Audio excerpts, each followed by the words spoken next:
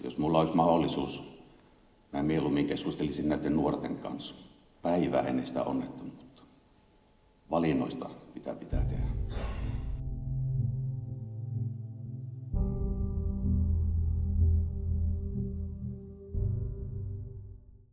Istuttiin mun kaverin Satun luona Hannan ja Veli-Matin kanssa. Tarkoitus oli viettää mukava päivä ja käydä vähän ajelemassa kylillä. Kuulostaa hyvältä. Joo, mennäänkö? Mennään vaan. Jos sillä hetkellä tietäisin sen, minkälaiset seuraukset tuommoista hetken mielijohteesta tehdystä tempauksesta voi olla. Perkiä mennä.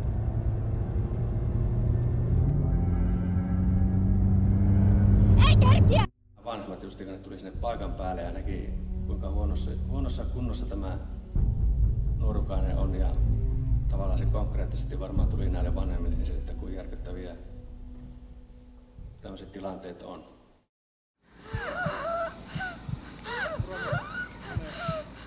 Auton ulkopuolella tuntui tapahtuvan tosi paljon. Paljon ihmisiä. Paljon melua. Sisäpuolella oli ihan hiljasta.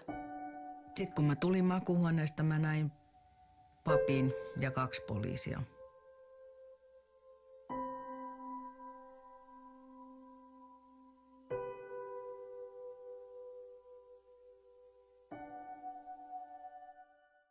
Kuinka paljon joutuu tekemään töitä sen eteen, että siitä elämästä tulee taas elämisen arvosta.